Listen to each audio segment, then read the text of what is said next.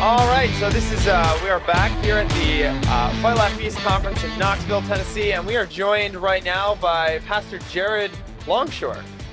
Yeah, happy to be here. Yeah, well, so you're on the Canon Plus app. We see all your lectures all the time. All right. Content.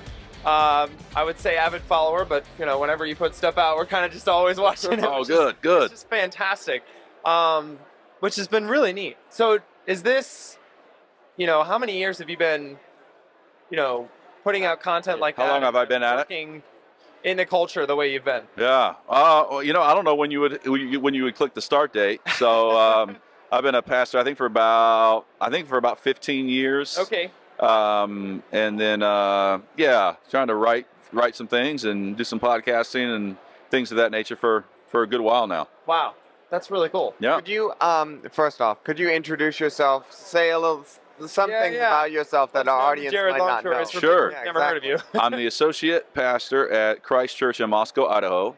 I teach at New St. Andrews College, Okay. also in What do you Moscow, teach? Idaho. I'm a lecturer in theology there. Wow. Let's see. So I write. The blog is Reformation and Revival, as you mentioned. yes. That comes out through the Canon Plus app. There's a YouTube page, which I think is just my name, Jared Longshore. Okay. And the written portion of that blog is jaredrlongshore.com, I believe. And I'm married, and my wife Heather. We have 7 children. Wow. And I guess that's Wonderful. probably it. Yeah. That's wonderful. So, real quick, as like an icebreaker question, what would you say is something interesting about yourself that not a lot of people would know? Something interesting about myself that not a lot of people would know. Getting the inside scoop here. Yeah. Okay. Oh man. Oh man. I played college baseball. Whoa. Really? There you go. Yeah. I played a little college Nice. baseball Oh, that's fascinating. back in the day. And One sport I actually understand, so that's great. yeah, very good, very good. That's great. Baseball's great. You Yeah, know, it's one of my American favorite- pastime. What was your favorite team? So I grew up loving the Braves. You know, the Atlanta Braves, because you could watch them. Okay. TBS, I think they were on TBS where I grew up in Florida. But then at some point, you know, they cut it off and you couldn't watch the Braves anymore. But back in the days wow. of David Justice, Wow. oh man, back there you had Blauser. I think he was the old shortstop. Man, you had the Atlanta Braves were the way to go. Wow. Nice. That's neat. Yeah. I don't know any of the teams. I always say I enjoy playing the game. Yeah. I don't know any of the teams. So We're not, when it comes to sports, we're not avid sports people, but when it, like, if you were to ask what sport we know the best, it would probably be either baseball or lacrosse, but I would say less lacrosse, more baseball. There you go. Yeah. Our mom was from Baltimore, so she was like, "You guys like the Orioles?" Yes. Yeah. no We- question Man, about Cam- it. Camden Really have a choice, Yards. so. I was at Camden Yes. Yards once. We went there a few years ago. My dad and I did 6 games in 7 nights one time in the Wow. Oh my Northeast. goodness. And That's really Camden cool. was one of them. That is And so what a glorious stadium. wow. So, kind of getting into some questions here. So, one of our biggest, you know, there's been a lot going on this past several years. Mhm. One of the biggest things we're seeing now is just a huge uptick in, I don't know if hatred is the right word, but vitriol against people in Moscow, Idaho, against Doug Wilson very specifically is targeted. How do we, you know, be salt and light? How do we work in a culture and work to transform it when attached to us are all of those negative connotations in that way without any specifics? And I know this has been centuries, millennia. You know, this has been, Christians have always been, you know, Christ always said, "You'll be persecuted in my name." Yeah. What is the best approach for us to still be salt and light with all of that negative hatred towards us? Yeah. Well, you're right to say that it's not no one should be surprised, right? Right. The devil is a liar. So this is the kind of thing that's going to happen. Yeah. So if you're prepared for it, that can help you. You won't be shocked. Anytime somebody actually tastes it, we have not really experienced a lot of persecution, people slandering us and that kind of thing. So for a lot of the saints, the first time their Christianity results in them experiencing that, it can be a little shocking. You're like, okay, this is different. Yeah. In many ways, our parents, you know, our parents, our recent forefathers in America, did not experience that. So we're kind of tasting the uptick of a pagan ideology that is vitriolic against the saints, which is what our forefathers in the faith have experienced for a very long time. So let that all stable you. Just know, okay, this is the kind of thing that happens to Christians. Right. And we've lived in a time where it hasn't happened to us, but now it is happening to us. Yeah. And when that comes, the Bible says to rejoice, right? When others utter these evil things against you for my sake, then rejoice. For so they persecuted your fathers, so they persecuted the prophets. This is a time when this actually happens, do rejoice. I recall we would, in some of the work that I've done, you get yelled at on the internet. So a lot of people might get inflamed about a particular thing. Sometimes even other Christians will get wrapped up in that. Other Christians will think poorly of you. And if you say, well, look, what I did was good and right, we examine that, make sure, and once that's steady, I encourage people to gather up their families and have a big party. So this is what we do. Like it's like, well, tonight, kids, we're eating. Tonight's a pizza party, right? Something of that nature. So they're actually getting the sense of, oh, we rejoice and are exceedingly glad when others treat us poorly, when they charge us with these things. Yeah. Also, avoid any kind of Machiavellian attempts to manipulate or twist. This is the method of the other team. We engage in our cultural reformation by faith. We trust the Lord, and it's going to look like dying. So you have Christ goes to the cross, and this is the way that he changes the world. It's through sacrifice. It's not the kind of thing that you would it's not the kind of thing that the world does when they want to change culture. It's not the way the Gentiles do it. They lord it over other people, any kind of authority that they have, but that's not the way it works in the kingdom. So you want to look for ways to say, what's it going to look like to trust the Lord right here and to actually die, to go down in a way. This is what we want to do, not twist things. Yeah, and I mean, we're right on the heels of Toby Sumpter's excellent message on this very topic, which was fascinating to me. Like he was talking about when God calls someone good, your first reaction should be, oh boy. Yeah. There's gonna be here comes the dragon. Right. Yeah. Here comes the dragon, which was it's very true, and it's encouraging because it's not just us. It's not even just recent or Puritans or American history. This has been going on since the beginning of the world. Very first parents, Adam and Eve. So that's a huge encouragement too. So, and actually, coming off of that question, first of all, what would you say is the response of the people not only in Christchurch but all the CRE churches in Moscow? What would you say is the response of all of them to all of this? Because there's a lot of things coming from the outside, kind of conflicts that have been happening. Namely, the one that I'm thinking of is the NBC interview that they did with Doug Wilson. Mm-hmm. And first of all, what would you say is the response of those people? And second of all, do you think it's a good response in the way that Moscow is responding to it? Yeah. Well, yes, I think it's a good response. I think everybody seems to be quite delighted, from what I can tell, with this whole NBC report.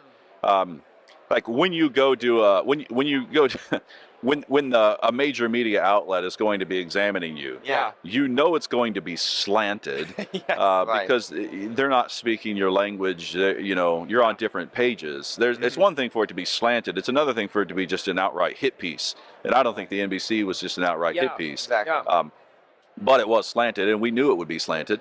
And yet God just wrote a glorious story with that. A few of the funny things that popped up that a lot of Christians, as far as I could tell, saw immediately was that, well, one of the things, they want to charge Christchurch with being a cult. And so they go and find an actual cult leader to charge Christchurch, the Orthodox Church, with being a cult. It's like, well, Christians are like, wait, hold on, you can't go to a Unitarian Universalist. Like that doesn't work. You don't even have to believe in a God to be a part of the Unitarian Universalist. Not like that's a wild thing. So that was one. You had this great moment where I think the interviewer asked Doug something, and then they made the point on the internet. Well, Pastor Doug and this church believes that homosexuality is a choice and it's wrong, and that wives should submit to their own husbands. Yeah. And they put this out, and then everybody was like, so you found Christians, Yeah, you found Christians being Christians. That was fantastic. I love that. There's a glorious little moment where somebody just straight lied and said, well, the women at Christ Church can't wear pants. Yeah. And then somebody at NBC, I think some undercover Christian, edited it such that the very next scene was like a bunch of Christ Church women wearing pants, singing psalms. Yeah, so God is just kind of, this is what we would expect. Those who dig a pit fall into it themselves. Right. And so that was a great example of things going quite well with that interview. Worse is what you're Oh yeah. driving at. Not only could it have been worse, but it was just like, it was really, really good. Yeah. A lot of positives. Yeah. That's great. Well, and that goes into my next question. We have about 5 minutes left. But what are some of the areas you've seen the most amount of progress in Moscow, Idaho over the past 4 decades? Like a lot of us are coming from communities where Moscow, Idaho looks like paradise. Yeah. We look at that and we're like, okay, we want to move there in the next couple of years. I think we want our to be part of that movement. Our dad specifically described it as heaven on earth. Yeah, so because of the spiritual wastelands we're coming from, where we can barely find a good Baptist church, and we're Presbyterians. We're both part of Baptist churches, and we're members of them right now because we can't find any good Presbyterians in our area. So, looking at Moscow, Idaho, it looks like it's golden. What are some of the areas that you've seen the most growth in? And then maybe off of that, what are some of the areas that you are finding we really need to work a lot more in some of these areas?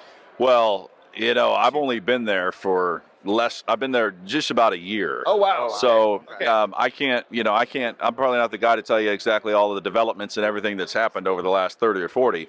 I've seen things from a distance, and I hear stories, and it's a glorious story of just faithfulness. And going back to Jim Wilson, there was some strategy there too. I love how his kind of seems to be his training, his military training had caused him to think a certain way about strategic and feasible locations. You probably heard this before, but it's like, hey, here's a small town with a major university. It's right next to another town that has a major university. So this is both a feasible place that we can actually see. We can see Reformation. Yeah. And it's a strategic place because it's got a bunch of college kids kind of pumping through it. Yeah. I think it was you and Doug Wilson were on a podcast a couple weeks back talking about that. Feasible and strategic, which was fascinating to me that was your mindset, that it's something we can do. Like, New York is strategic, New York City, but it's not feasible. Right. And as opposed to some podunkville in the middle of South Dakota, for instance, is feasible, but it's not strategic. So and that's an important point because it's dealing with the real world, and it's doing so by faith. It's saying, there are realities to face. If you're going to say, well, I'm going to go reform New York City, well, praise the Lord. Just know that the cathedrals weren't built overnight. They weren't built in a generation. Yeah. So there's going to be that's a good point. The second would be education. Education just seems fundamental. Like as you're working for cultural reformation, that K through 12 classical Christian school, in my opinion, is a chief foundation stone. Yeah. There's nothing glamorous about it. It just takes a lot of sacrifice and a lot of work. And it takes a while to see the results. It takes a long time to see the results. Yeah. And yet, that's it. I mean, we're supposed to raise children in the nurture and admonition of the Lord. Yeah. And as various communities are trying to get after that, I would encourage education to be a central piece. Yeah. Yeah. Totally agree. And that's one of the things we really harp on the show is education. We just had a Pastor Nick Charlton on the show this past week talking about Christian education and why homeschooling is so vital, because it's eternal souls. I think it was last year at the conference in South Dakota, Doug Wilson gave a presentation, and one of the things he said was, our culture is trying to make women into men because they don't value eternal souls. Where, men are providing an opportunity and money and putting bread on the table and working for the kingdom in a different capacity. But it's the women who are helping nurture eternal souls. Like, this is something that will have eternal repercussions for good or for bad. Yeah. And we've just lost that as a society. So our education has gone downhill. We don't see the value in it. So yeah, hearing about people who understand that is so encouraging just to see that. Yeah, and I've thought so many times about, like, well, I have a job, but I'd love to go to New St. Andrews College. Yeah. Go through one of the programs they have, because it's just incredible out there. But wow. Well, are there any finishing thoughts you'd like to add before we wrap up? No, I praise the Lord for your podcast, and I pray that God will bless it. You guys press on with it. Well, thank you so much, Jared. We really appreciate you coming on, and definitely we'll point people to your show. Remind them again where they can go to find your content. I would check out Canon Press, Canon Plus, the app there. You're going to see a bunch of It's a great app. my content there. Canon just has republished a book I wrote on Proverbs. So if everybody wants to check out that, Wisdom for Kings and Queens is out. Those would be a couple things that people check out. Okay, great. Thank you so much. All right.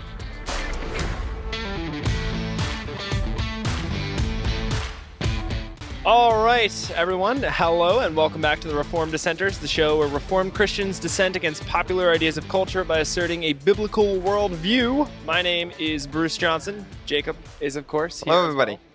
And we have another guest joining us today, and you are from a fascinating Bitcoin-related business that I am super excited to chat with you about. First of all, name and fun fact about yourself. So my name is David Cotrone. I'm from just south of Tampa, Florida. A fun fact about myself is I played semi-professional tennis. Wow. Yeah. That's really cool. Yeah. Goodness. Like through college or? So I grew up, it's actually why we moved to Florida. My family's from New York. I grew up playing tennis pretty well, and there's a big tennis academy in Florida that I went to kind of my whole life. Wow, okay. Did like online school and all that stuff, and then tore my elbow in high school, so it didn't end up. Shoot. But I went to college, played in college, but played a little professional, but sort of moved on with my life. Okay. Wow. And so what is it that you moved on to? Yeah, so I'm here at this event with Thank God for Bitcoin, but I personally, so I'm a strategic consultant in marketing. I own a strategic consulting and marketing firm called Vine Strategies, and about a year ago got connected with some Christians in the Bitcoin space who had written a book called Thank God for Bitcoin.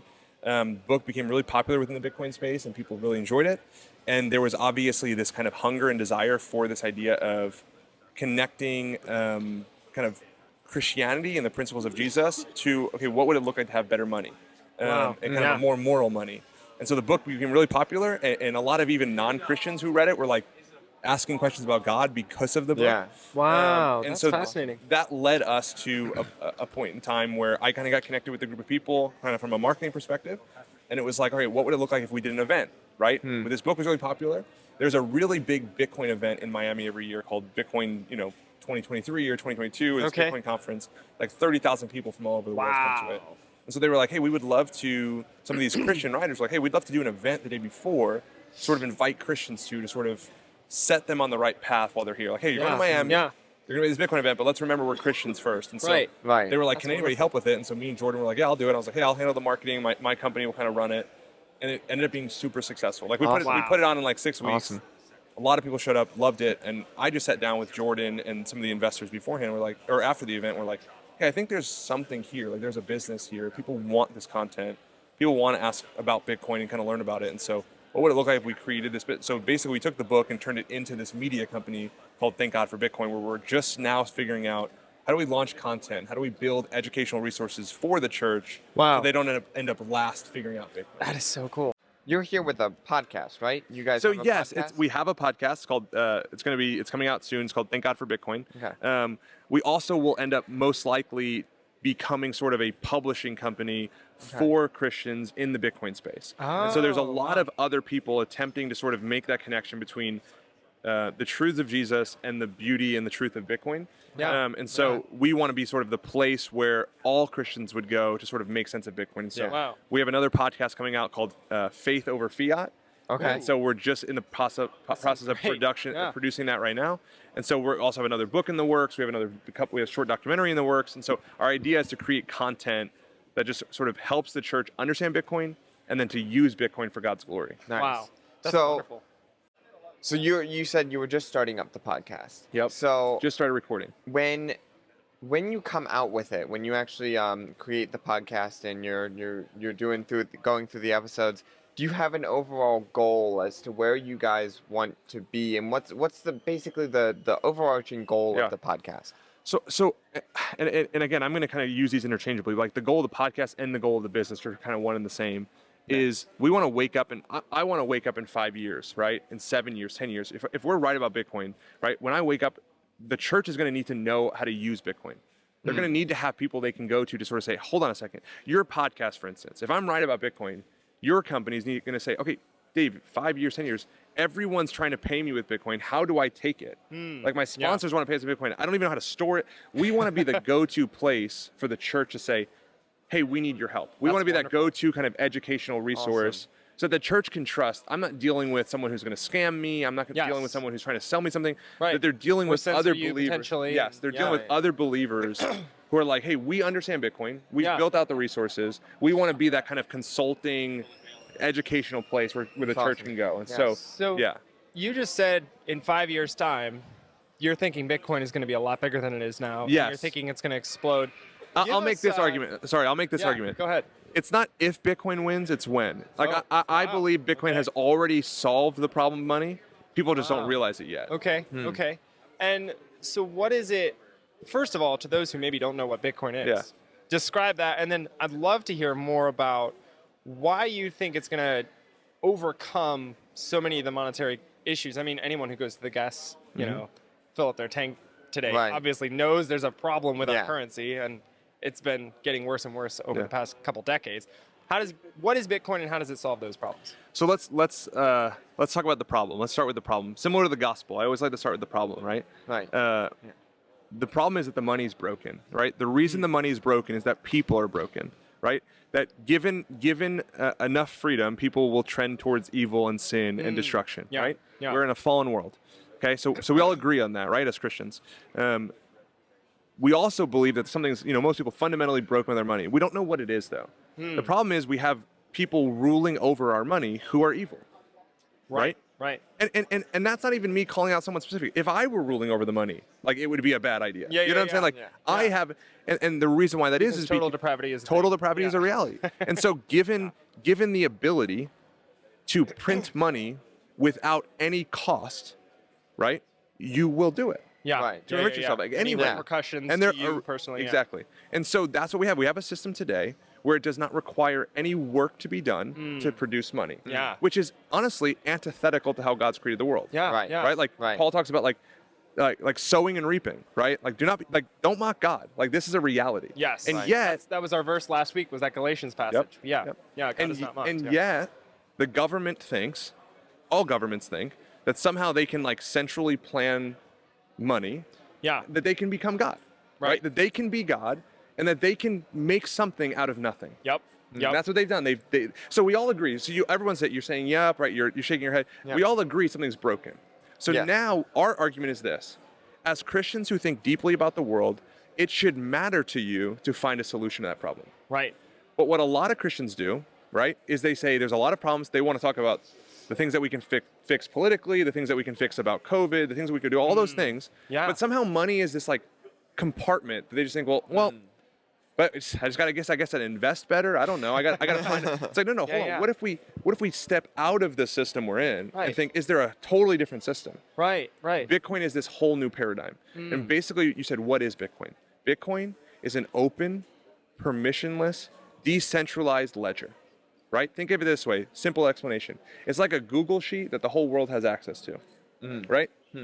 We see all the line items, right? Yeah. All the Bitcoin listed out of what address it's at, right? It doesn't say a name. It doesn't say David. It just says like B167Z. It just has an address, a public address, right? That public address has a private key connected to it, right? Through cryptography. It's called public private key cryptography, right? That's the same cryptography that you use and you don't even realize it, right? Passwords, all this stuff, it's built in this. Hashing tables, You're in software, right? Yeah. It's the same cryptography, right? Yep. And so the public key, the public address is there, right? And the private key is needed to move it anywhere else. right? And so that's the reality. So we have this open decentralized ledger, right? But that Bitcoin only exists because someone did work to get it there. Yes. Okay. Bitcoin miners, right, which are computers, basically they're computers that are guessing a number, Okay. right? A given number. And that given number, they're guessing. As soon as they guess it, a specific amount of Bitcoin every 10 minutes gets released, not made, not produced, it's already there, but it gets kind of released, unlocked into the system, right? Is it also true that you can set your machine up as a miner and essentially give it to the network so that they can use your machine for computations, which makes it... So yeah, you can kind of pool your resources with Right, other Bitcoin miners, right. yep. And so basically then what those miners do is they take on the risk of whether or not they'll guess it in time, and they kind of pay Okay. you for your hash rate, essentially. Interesting. Okay. Yeah. Okay. Which again is super in depth. But at the end of the day, Bitcoin has solved the problem of money by we basically made better gold. It's digital gold. Right. And so, one of the things with gold, I mean, we see in Isaiah, your gold has become dross, the devaluing of currency is when the money is unlimited and it's not connected to something that is tangible and has actual value. So the thing with gold is that there's only a limited amount of it. Mm-hmm. And so, and it's actually worth something. Whereas a, paper dollar isn't actually worth physically anything. Yeah. It's It actually used dead. to be, right. It was a It's an reserve. IOU. It's a reserve note for gold, Yeah. but you can't trade it in anymore. Yeah. So, what is it? So Bitcoin is also limited, right? Yes. And that's 21 why million it's Bitcoin. Very much like gold. Yes. In that, it's, And here's the difference between gold. Let's make the comparison for gold and Bitcoin. Gold is limited. We just don't know how. Right? For all we know, we get hit with a meteor tomorrow, and there's 4 trillion tons of gold on that meteor. Right. And then that completely messes up. Yeah. We have a true monetary policy in Bitcoin that we know, Yeah, and yeah. we'll know in 100 years, and we'll know in 10,000 years. Right? Like, whether I like it or not, Bitcoin is a certain way, and there's 21 million. The other thing with Bitcoin is that it's actually going down. The amount of Bitcoin is actually going down over time because people lose their Bitcoin, they lose their private keys. that's true. And so there's this and reality. If it's on a physical wallet, then Yep. yeah. And so we know with gold, we just don't know that, right? Yeah. We don't know. And so that's one problem with gold. The other problem with gold is that gold holds its value over time, but it doesn't hold its value over space. Right? If I have a lot of gold, I have Portability is Portability is very really difficult. Yeah. And so we want something that holds its value over time and space, and that's what Bitcoin Yeah. does. So the reason why I say Bitcoin will win and has won is because there are key monetary properties we all look for in money. Bitcoin has those. And so because of that, it's an objective reality, right? And this is something that blew my mind with understanding Bitcoin. There's a famous book in Bitcoin. Anybody listening to it that's interested should, The Bitcoin Standard by Saifedean Amos. And one of the things he says in the book, he walks through the history of money. Wow. Something that got me, that just sort of changed everything for me, was one of the things he says in the book is humans trend towards the greatest form of money without marketing. They'll always find the better store of value, right? And by greatest, is that more valuable? No, Or so is the that- best at storing their wealth, Okay. right? It's not super. It's pretty rare. It's scarce. Yeah. Right. It's hard to duplicate. Right. It's easy to tell that it is what it says it is. Right. So gold was great because you could melt it down. Yeah, and yeah. say yes, this is gold. Right. I know how much gold it is. It gets all the dross out of there. It gets all the random kind of copper you put into it. I can know this is gold. Yep. Right. So it has all these specific key properties. Bitcoin has those, and it has those in a perfect degree. Right. Yeah. Because it's digital. So, switching topics, Yeah. gears just a little bit. As Christians, Toby Sumpter just had a great message on dominion, taking dominion, and how, he was talking about Job and how God was actually saying, hey, you don't have dominion over these creatures yet. You're working towards that. That's the goal, right? We see in Genesis, dominion mandate. As Christians, buying into a secular process like Bitcoin, what do you see happening on the dominion front in terms of Christians potentially having ownership of that someday? So I guess flesh it out for me more. The idea of like having ownership in what way? Like owning Bitcoin? Yeah, well, I think the question is, eventually the goal is that the world will be Christianized. Yes. And we're working for the kingdom, thy will be done on earth as it is in heaven. Yeah. What does it look like for Bitcoin to be Part of that process. part of the kingdom? Yeah. Yeah. So I think that would be sort of our moral argument for Bitcoin, is that Bitcoin is holy money. Bitcoin is money that Okay. Bitcoin is money Push that, you on that, you know? yeah, please. And so Bitcoin is money that values the image of God, right? And so again, I could flesh this out deeply. I'm trying to like navigate the best way to sort of communicate these things. But the idea being that like right now we are devaluing the time and energy that people pour out, right? By them pouring it out and then storing their life in an unholy vessel, which is the dollar, which is a corrupted vessel, right? And so part of that process will be having better money where people can, again, money is just a battery that we store our time and energy into, right? Yeah. And so that will be better money that will help us kind of solve that problem so then we can go solve other problems. Yeah. Wow. We can't solve those other problems till we solve the money, which is underlying all those others. This has been fascinating, and I would love to have you on the show again sometime as a guest. Absolutely. That would be so cool. Any finishing thoughts before we conclude? No. It looks like there's another presentation. No, going. check us out. We're tgfb.com. Thank God for Bitcoin. We have podcasts, books, all that kind of stuff coming out. Okay. Our goal is just to sort of equip the church to understand Bitcoin. That's awesome. Yeah, Well, cool. thank you so much Thanks for for joining having us, me. and we're looking forward to chatting with you more in the future. Thanks, guys. Awesome. Yeah. Thanks so much for watching or listening to this episode. Don't forget to like and share if you enjoyed it. And also join us tomorrow as we interview Gabe Wrench, co-host of Cross Politic, the Cross Politic show on the FLF East Network, and also Greg Moore, who is the co-host on the Dead Man Walking podcast. You do not want to miss this episode. And remember, everyone, in all that you do, do it as unto the Lord.